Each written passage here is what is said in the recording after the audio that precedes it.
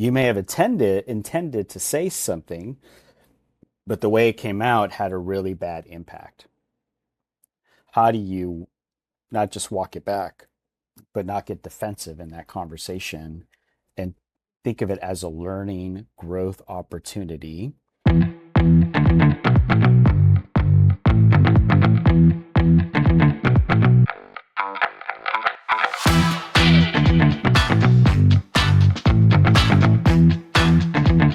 So if your organization identifies that maybe the dimension of accountable leadership needs not repair, but work, then you know that is creating training programs.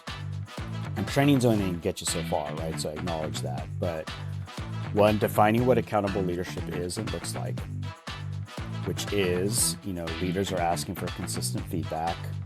They are taking responsibility for impact and not just their intent, right? Expectations are clear and accountability is non-negotiable. And this work is treated as a leadership competency or a leadership characteristic that's necessary for an organization to thrive. So that's what it looks like at its peak. If it's not there, then it's working backwards to say, okay, how are we training our C-suite executives on receiving feedback, addressing grievances? And we know that if an organization is not doing so well here, grievances are probably at a high rate, and leaders are able to navigate intent versus impact conversations with people around them or people they supervise. So you, organization, need to develop training for people to understand those things, to recognize how to grow in those areas. And it's not just a one and done, it is consistent throughout the organization, meaning it doesn't just happen in one time, but you're building it into, whether that's your HR department or some other learning and development department. It is consistent, and it's how you onboard new leaders. Right? So it's not just doing it for the leaders that you have at the current time, because we know you have transition, leaders leave, you hire new ones, and if you're not onboarding them with those values in mind, you're going to get back into those bad habits.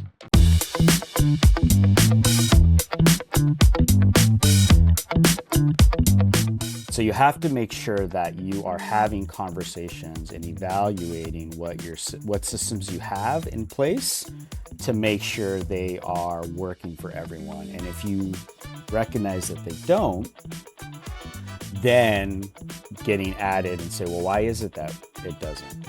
What are we missing? And that's where you have to have different diverse perspectives at the table from all levels of the organization so they can give feedback. So it's not just the C-suite folks talking about it.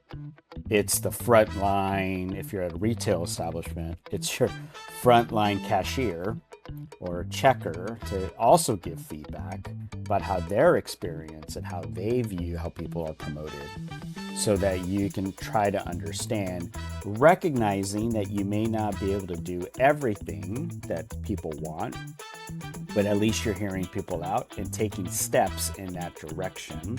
And that's how you begin to integrate the process so it becomes part of the DNA of the organization and you build momentum. But that's why it's a work in progress. It's not an overnight, I flip the switch and things are fine the next day.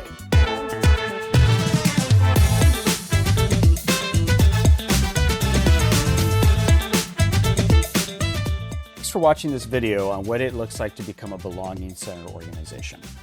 If you would like to share this with others, please do.